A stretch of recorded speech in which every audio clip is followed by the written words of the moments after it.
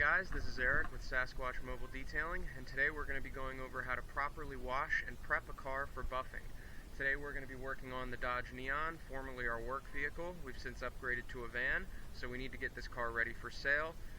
In a former video, we actually removed all of the stickers for our branding on this car, and if you look closely here, you can see that you still have the impression of where those stickers were, so we're going to have to buff this out.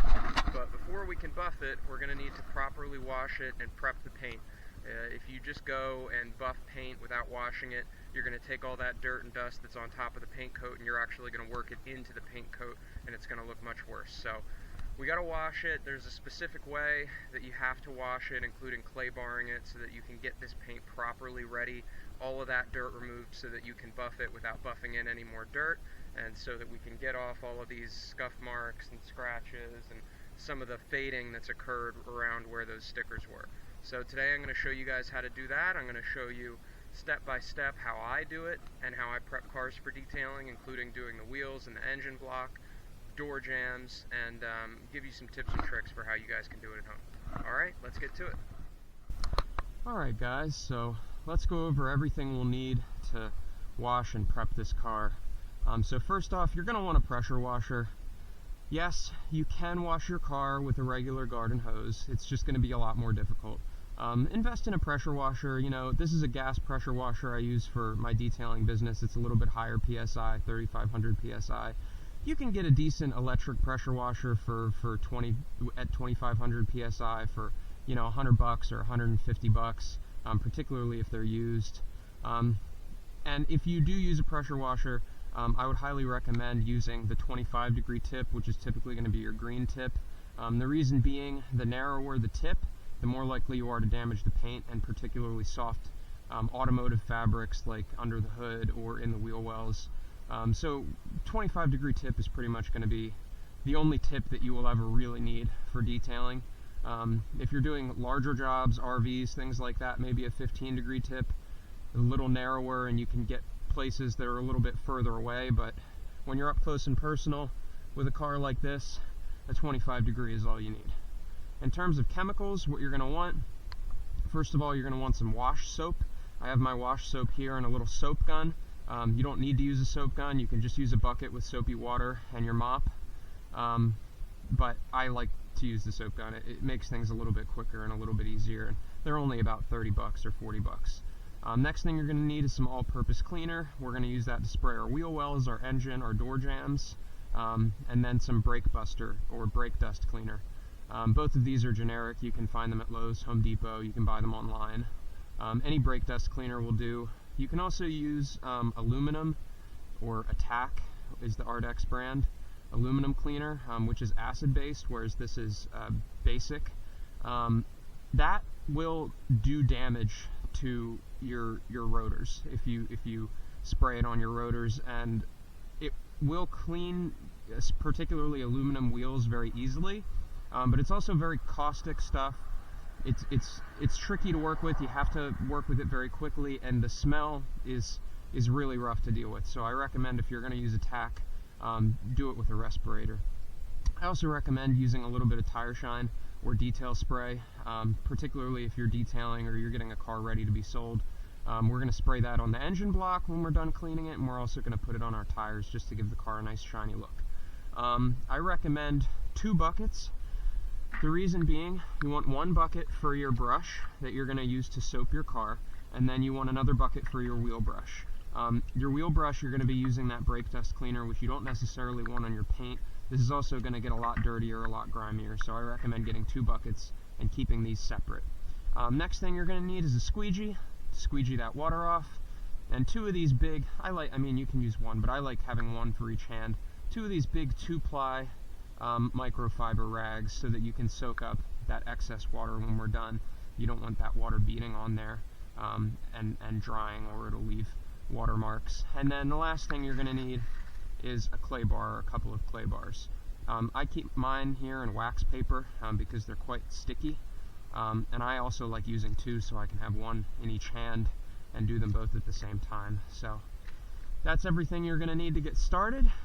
And without further ado, we'll get going. Alright guys, so first things first, we're going to pop open our hood here. We're going to do a quick cleaning of our engine. Yes, you can pressure wash your engine. It will not hurt it, I promise. I've pressure washed hundreds of engines. It's never caused any kind of issue. Occasionally when you turn the car on after washing it, you will hear a little bit of a squeak. If there's a little bit of water that's gotten on one of your fan belts, it will go away as soon as it dries off. So it's nothing to worry about. So the first thing we're going to do is take our all-purpose cleaner. I'm going to narrow this down a little bit. And we're just going to spray the inside of the hood. We're going to spray our engine block. We're going to get in here where our wipers are and just give it a good kind of general little spray down. Alright, we're also going to spray the inside of our wheel wells quickly so we can clean them up. Then we're going to take our brake dust cleaner. We're going to spray that all over our wheel, including the tire, okay? And that's going to help to clean up that tire as well. We're going to let that sit on there for a minute. Open up each door and spray a little bit of cleaner inside the door jamb and close. Alright, we're going to wash our door jambs. You can do it very quickly and easily without getting your interior very wet. Although I do recommend, if you are going to wash your door jambs, you may want to just follow up with an interior detail, or at least a wipe down of your panels so you don't leave any of that water beading on there and making water spots. Definitely get the inside of your trunk. My trunk has a metal roof here, so I'm just going to spray the whole thing down. Get in the jambs there. Doesn't have to be perfect or pretty. We're going to wash all this stuff up and dry it. Get inside your fuel cap there and a little soap in there, and we'll pressure wash that as well.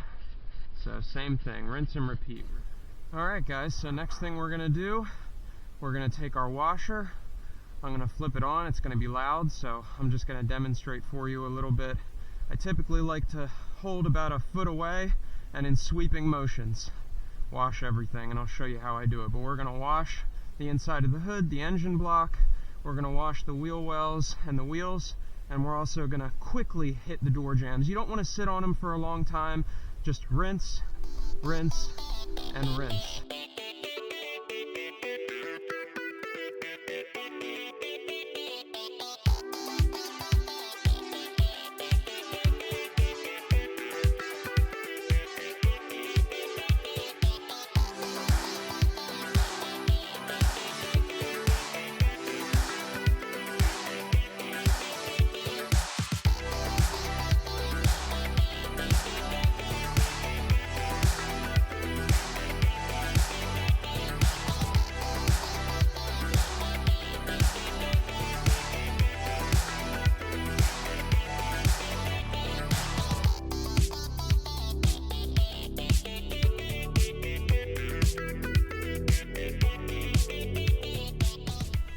Alright guys, so we got our wheels washed, we got our door jambs washed, we got our engine washed. The next thing I'm going to do is I'm going to grab some of this tire shine, and I'm just going to, in a sweeping motion, just spray this engine block. And what that's going to do is, the next person that looks at this, it's going to look like a nice, shiny, new, clean engine. And when that, there's some white speckles in there now, but when that dries, it's going to be beautiful. So we're going to close this engine up. Okay. And we're going to be moving on to the next step. Oh, little tip while we're at it, if you're detailing your car on the exterior and you have some rubber floor mats like these, one thing you can do is you can take some cleaner, or even a little bit of brake dust cleaner. You can spray down your floor mats, take your wheel brush, and just give them a little brush, and then next time when we go to wash the car, we'll just quickly wash these as well with the pressure washer. And that's really good for getting dirt that's collected on these guys. These rubber floor mats can handle a lot, so you're not going to damage them with the pressure washer. Just don't aim too close. If you go, you know, an inch or two close to them, you can actually scratch that rubber a little bit. Alright guys, so next thing we're going to do is I'm going to show you how to soap down your car and just give it a good scrub. I'm going to be using our soap gun attachment here just to save with a little bit of time and effort, but if all you have is a bucket and some soap, just take that soapy water and your brush and just brush it onto the paint. All right.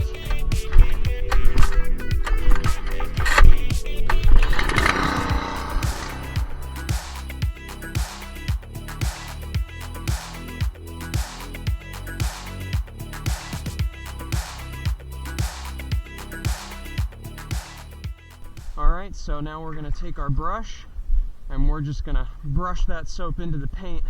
We're going to try to brush gently but firmly to get that dirt off of there so that we can get it ready, get most of the dirt off before we go to clay it. The more dirt we can get off with the brush, the better. Alright guys, so then we're going to take our pressure washer and we're just going to pressure wash this dirt off of here.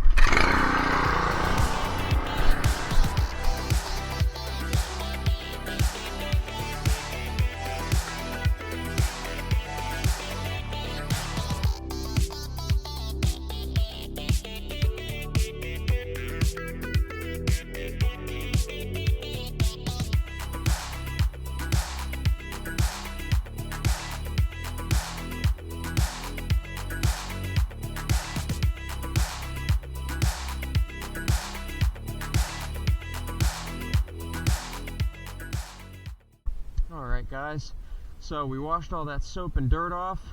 We got a wet coat of paint still. Before we dry this off, we're going to do the last step in the process, which is clay barring it. So now that we've washed most of the dirt off and scrubbed it off with our brush, what we're going to do is we're going to actually re-soap the car one last time before we clay bar it.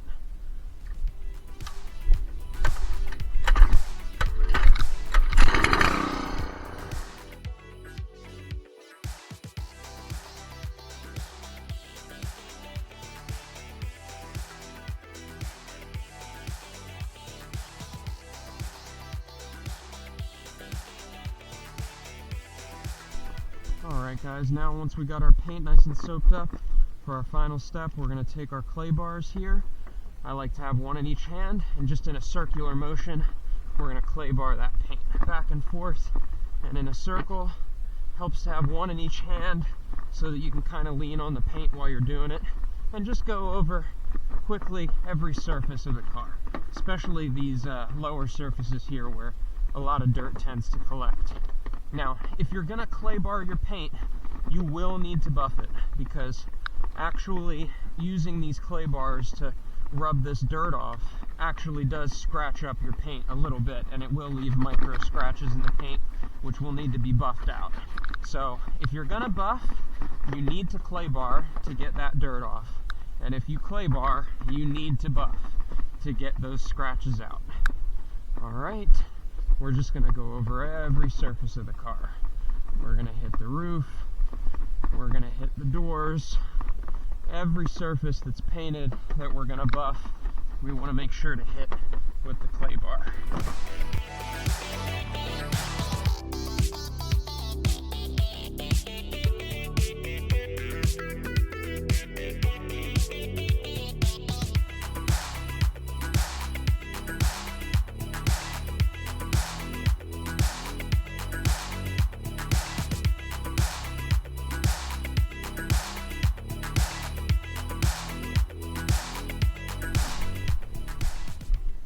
Alright guys, so as you can see here, we've got our two clay bars.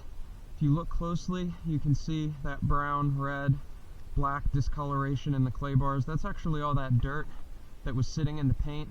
So even though we had already brushed it and pressure washed it, there was still a little bit of dirt sitting in the cracks in that paint, and clay barring it just gets that extra last little bit of dirt off so that you can polish it without worrying about buffing any dirt into the paint, and then you can have a nice sealed paint with no dirt locked behind it.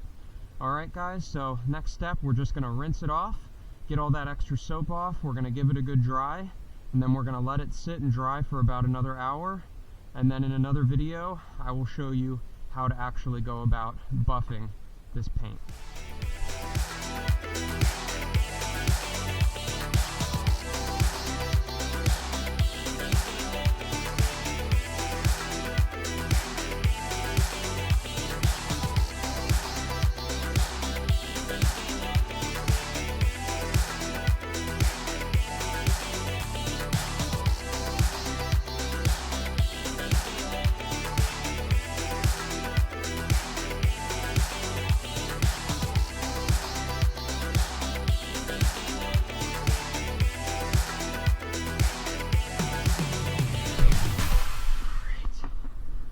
take our squeegee, just squeegee that water off quickly, because you don't want it to dry on there.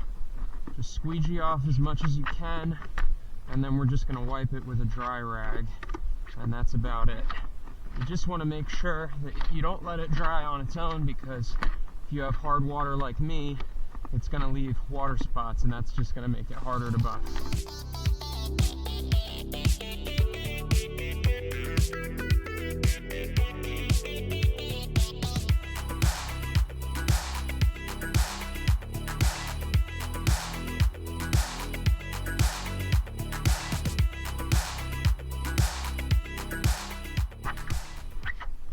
So, next thing we're going to do, we're going to take our dry rags here, one in each hand, and we're just going to dry up that excess water. Doesn't have to be perfect, doesn't have to be completely to the touch dry.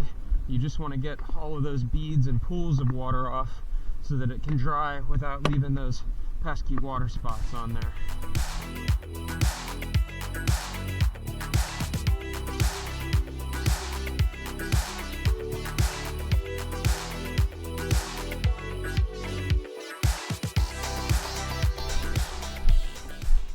Alright guys, so as you can see, we have wiped down our car. We're finished washing and claying the paint. We're going to let this sit and dry for at least another hour before we do any buffing. And the reason is because if you go ahead and buff it straight after you wash, even if you've wiped it down completely, if a little bead of water falls from, your side mirror or from your door handle into your buffing zone, you can actually get water mixed with your polish, and that will swirl the paint.